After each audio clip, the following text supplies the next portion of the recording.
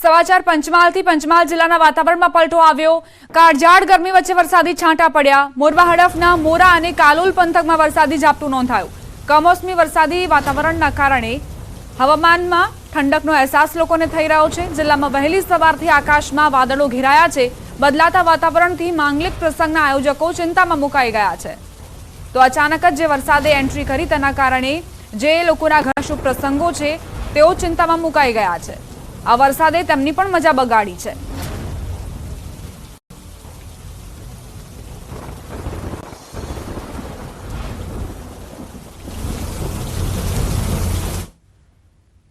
આગળ વાત મહાસંગ્રામની।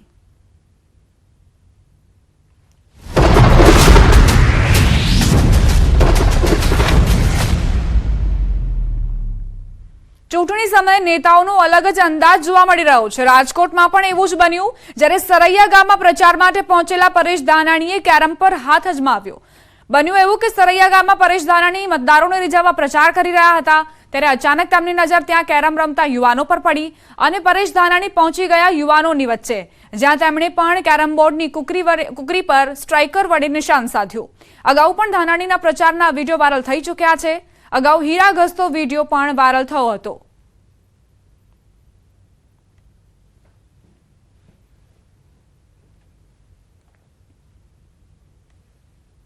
રાજકોટ કોંગ્રેસના ઉમેદવાર પરેશ ધાનાણી પ્રચંડ પ્રચાર કરી રહ્યા છે। પરેશ ધાનાણી સ્કૂટર રેલી કરીને પ્રચાર કરતા જોવા મળ્યા। કોંગ્રેસ અને આપના કાર્યકરો સાથે વોર્ડ નંબર 2 અને 3 માં પરેશ ધાનાણીએ પ્રચાર કર્યો।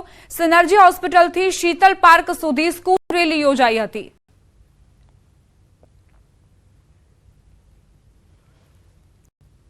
તો 3 અલગ અલગ તસવીરો આપણે દર્શાવી રહ્યા છીએ। પરેશ ધાનાણી આક્રમક મૂડમાં પ્રચાર કરી રહ્યા છે।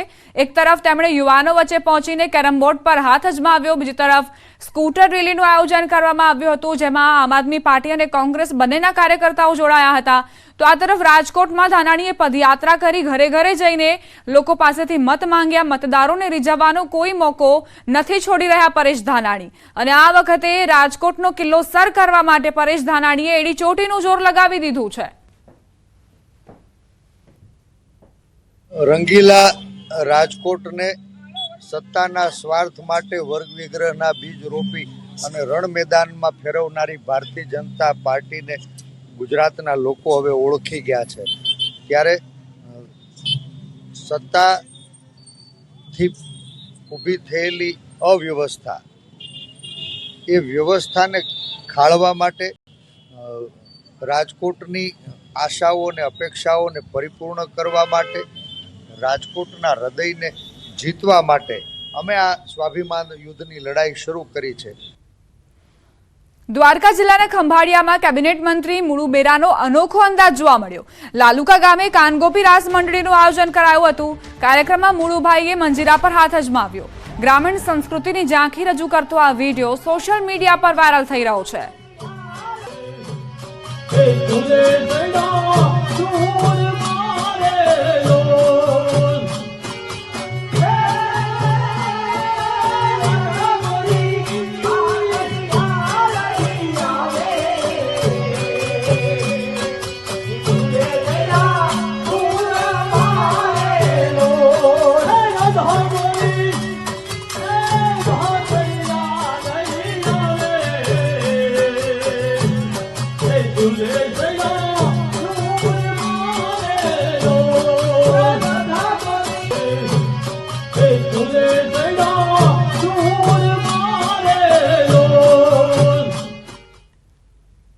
જૂનાગઢ લોકસભા બેઠક પર ચૂંટણીનો જંગ જામ્યો છે। તારીખ કોડીનાર મધ્યસ્થ કાર્યાલય ખુલ્લું મૂકતા સમયે પૂર્વ સાંસદ દીનુ સોલંકીએ ભાજપના ઉમેદવાર રાજેશ ચુડાસમા તરફ ઇશારો કરતા કહ્યું કે આ ત્રીજી ટર્મ છે અને અત્યારે જે તેમનો હોદ્દો છે એમના કરતાં પણ મોટું કદ આપવાનું છે। ત્યારે ભાજપ ઉમેદવાર રાજેશ ચુડાસમાએ પણ દીનુ સોલંકી વિશે કહ્યું કે રાજકારણમાં સૌથી મહત્વની કોઈ નીતિ હોય તો તે ચાણક્ય નીતિ છે, પરંતુ મારી દ્રષ્ટિએ જો ચાણક્ય નીતિથી પણ કોઈ ઉપરવટ હોય તો પૂર્વ સાંસદ દીનુ સોલંકીની નીતિ છે। આ સાથે તેમણે વધુમાં કહ્યું તેનામાં રાજા બનાવવાની શક્તિ છે। તેઓ કાલે પણ રાજા હતા અને આજે પણ રાજા છે અને કાલે પણ રાજા જ રહેશે।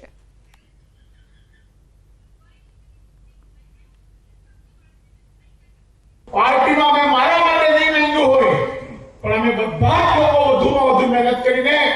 એને આપણે આ વખતે જે છે હોતો એનાથી પણ ઉપર લઈ આવવાનો છે.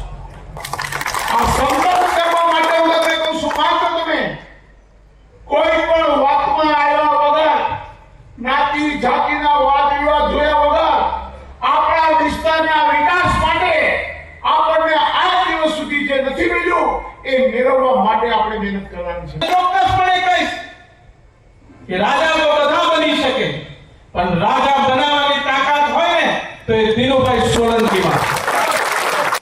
અને હું એના માટે એક શબ્દ બોલી અને મારી વાત પૂરી કરીશ કે દિનુભાઈ સોલંકી કાલે પણ રાજા હતા, આજે પણ રાજા છે અને આવતીકાલે પણ રાજા રહેવાના છે. કોડીનારમાં ભર સભામાં પૂર્વ સાંસદ દીનુ સોલંકીને બોલતા અટકાવી માછીમાર યુવકે સવાલ કર્યો.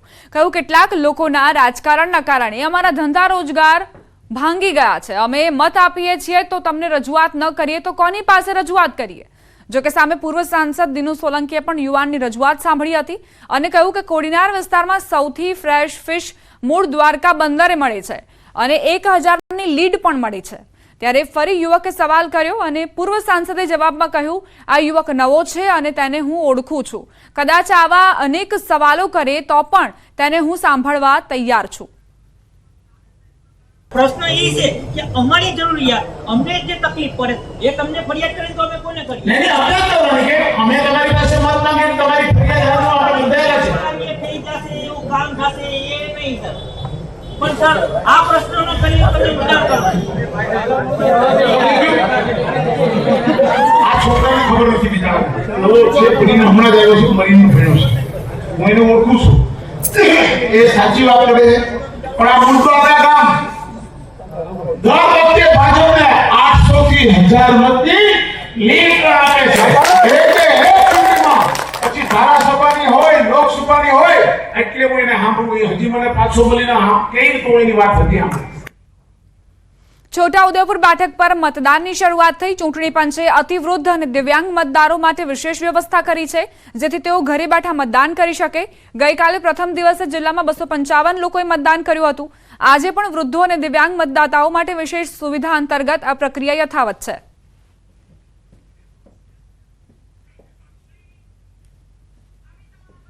લોકસભામાં ભવ્ય જીત માટે ભાજપ એડી ચોટીનું જોર લગાવી રહી છે. ત્યારે નવસારી બેઠક સૌથી વધુ લીડ સાથે જીત મેળવવા વિવિધ પ્રયાસો કરવામાં આવી રહ્યા છે.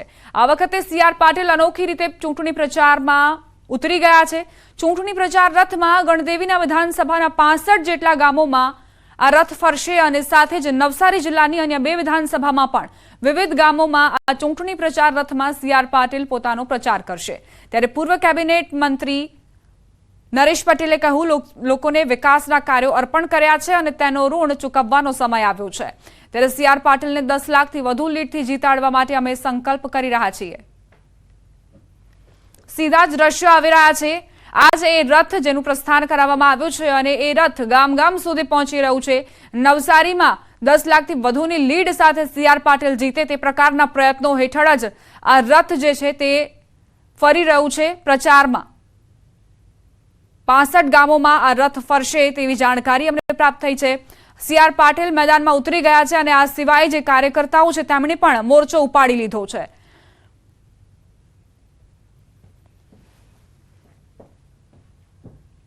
અલ્પેશ કથિરિયા, ધાર્મિક માલવિયા ભાજપમાં જોડાશે. ધાર્મિક માલવિયા પણ ભાજપમાં જોડાશે. આપમાંથી બંને રાજીનામા આપ્યા છે.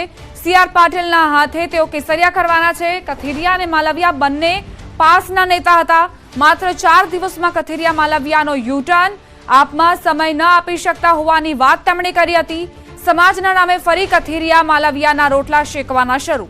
આંદોલનકારીમાંથી એક પક્ષમાંથી બીજા પક્ષમાં જવાની રાજનીતિ. આપમાં દાઢ ન ગળતા હવે પક્ષ પલટો.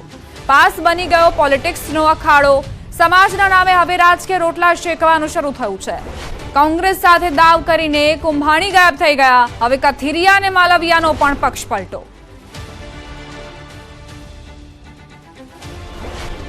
ચૂંટણીની મોસમમાં પક્ષ પલટાએ પણ ખૂબ જ જોર પકડ્યું છે. અલ્પેશ કથિરિયા અને ધાર્મિક માલવિયાએ એવું કહ્યું હતું કે અમે આમ આદમી પાર્ટીમાં સમય નથી આપી શકતા અને એટલે જ રાજીનામું આપી રહ્યા છીએ. ત્યારે ભાજપમાં જોડાવાની અટકળો વચ્ચે પણ તેમણે એ જ કહ્યું હતું કે એવો કોઈ જ પ્લાન નથી, પરંતુ હવે તેમનો અંતરાત્મા જાગી ગયો છે અને ભાજપમાં તેઓ જોડાવા જઈ રહ્યા છે. સંવાદદાતા કીર્તેશ જોડાઈ ગયા છે વધુ જાણકારી સાથે. કીર્તેશ, કથિરિયા અને માલવિયા બંને હવે ભાજપમાં જોડાવાના છે, શું જાણકારી?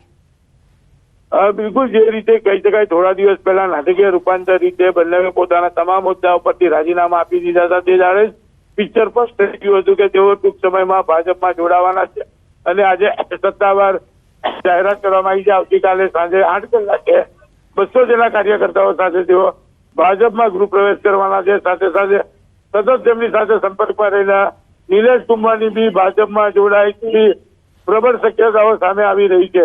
દીપા, આભાર કીર્તેશ જાણકારી માટે.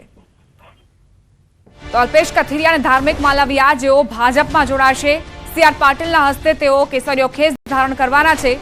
આ પહેલા તેમણે આપમાંથી એવી રીતે રાજીનામું આપ્યું કે અમે સમય નથી આપી શકતા, એટલે અમે આમ આદમી પાર્ટીમાંથી રાજીનામું આપી રહ્યા છીએ. ચૂંટણી સમયે કામ વધી જાય છે અને એવા સમયે અમે કામ નથી કરી શકતા.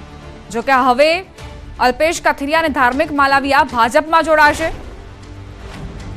કદાચ તેમનો અંતરાત્મા જાગી ગયો છે અને હવે તેઓ ભાજપનો ખેસ ધારણ કરવાના છે.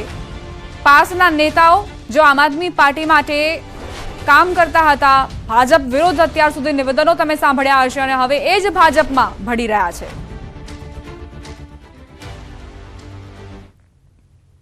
સુરત કોંગ્રેસના ઉમેદવાર રહેલા નિલેશ કુંભાણી સામે રોષ યથાવત જોવા મળી રહ્યો છે. સુરતની બસો પર વિરોધના પોસ્ટર લાગ્યા છે. ગદ્દાર, ગુમ, લોકોના મતાધિકાર છીનવનાર નિલેશ કુંભાણીના લખાણોવાળા પોસ્ટરોથી દેખાવ કરાઈ રહ્યા છે. કોંગ્રેસ કાર્યકરોની સાથે નાગરિકોનો પણ રોષ જોવા મળી રહ્યો છે. સુરતમાં ફરતી બસો પર સ્ટીકર લગાવીને દેખાવ કરાયા. કોંગ્રેસના નિલેશ કુંભાણીનો હજુ પણ કોઈ અતોપતો નથી અને કોંગ્રેસમાં જ તેમની સામે રોષ ફેલાઈ રહ્યો છે.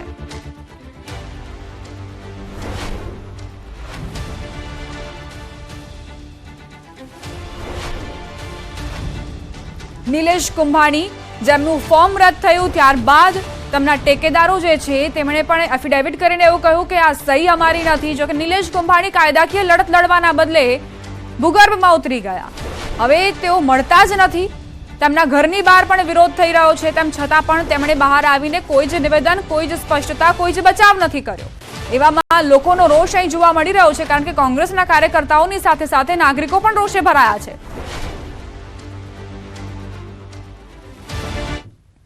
મહત્વપૂર્ણ સમાચાર પ્રાપ્ત થઈ રહ્યા છે. અલ્પેશ કથિરિયા અને ધાર્મિક માલવિયા જેઓ હવે ભાજપમાં જોડાશે. અલ્પેશ કથિરિયા, ધાર્મિક માલવિયા આમ આદમી પાર્ટીમાંથી રાજીનામું આપી ચૂક્યા છે અને હવે કેસરિયા કરવાના છે.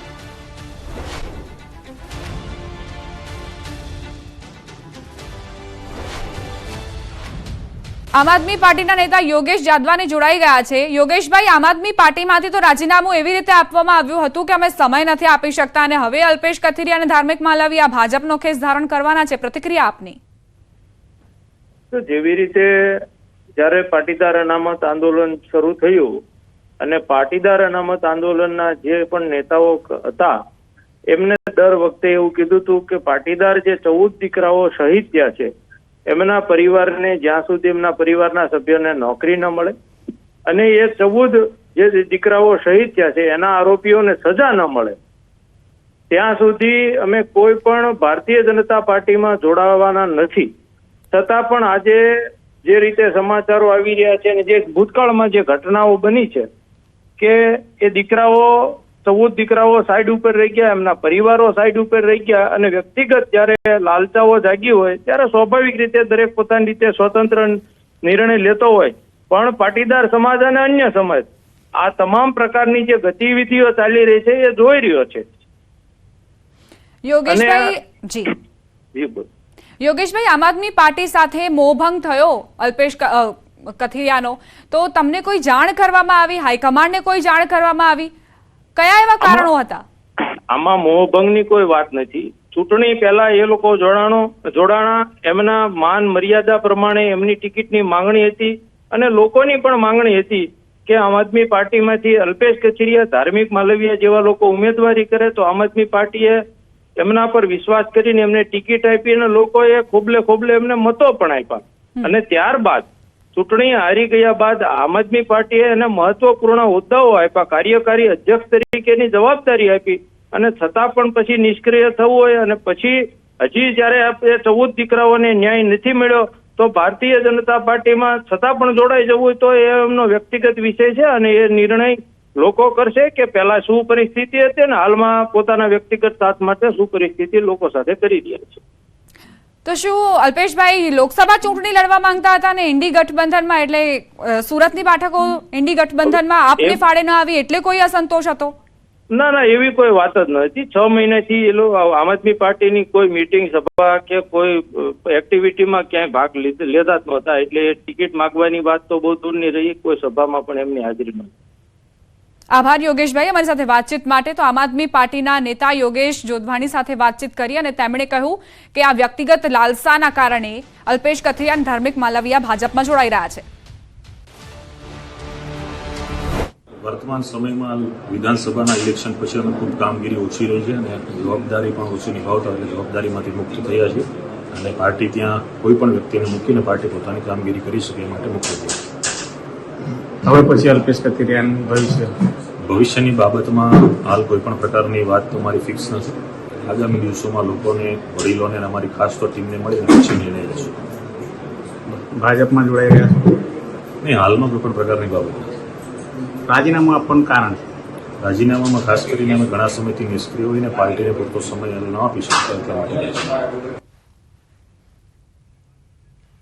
તો અલ્પેશ કથિરિયાના નિવેદનને આપ સાંભળી રહ્યા હતા. તેમણે કહ્યું કે હું સમય નથી આપી શકતો આમ આદમી પાર્ટીને, અને પક્ષના કોઈ પણ કાર્યક્રમ હોય તેમાં જોડાઈ નથી શકતો, તેમાં હાજરી નથી આપી શકતો. પરંતુ હવે એવું શું બની ગયું કે ભાજપ માટે તેઓ સમય કાઢી શકશે, ભાજપના ચૂંટણી પ્રચારમાં તેઓ જોડાઈ જશે, ત્યાં તેમને આખરે કેવી રીતે સમય મળી જાય છે? માત્ર 4 જ દિવસમાં કથિરિયા અને માલવિયાનો યુટર્ન, આમ આદમી પાર્ટીથી મોહભંગ અને ભાજપમાં તેઓ જોડાવાના છે.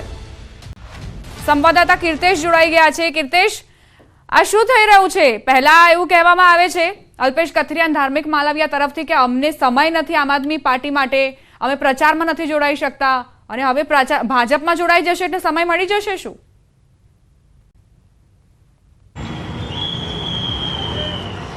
બિલકુલ દીપા, પહેલેથી જ પ્રી પ્લાન કરવામાં આવ્યો હતો. ભાજપમાં જોડાવાનું હતું, તેને લઈને તેઓએ આપના તમામ મુદ્દા પરથી અલ્પેશ કથિરિયા, ધાર્મિક માલવિયાએ રાજીનામા આપ્યા હતા અને પોતાની પાસે પાર્ટી માટે સમય નથી તેવું કીધું હતું. તે સમયે સીધો સવાલ પૂછવામાં આવ્યો હતો કે શું તેઓ આપ ભાજપમાં જોડાવાના છે.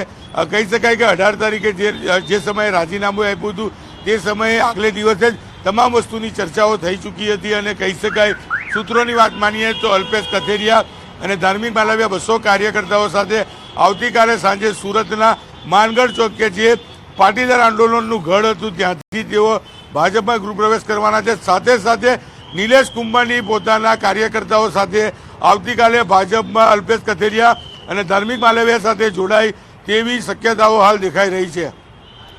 આભાર કીર્તેશ જાણકારી આપવા માટે. તો અલ્પેશ કથિરિયા અને ધાર્મિક માલવિયા જો હવે ભાજપમાં જોડાઈ જશે તેવી જાણકારી CR પાટીલના હસ્તે તેઓ કેસરિયા કરવાના છે.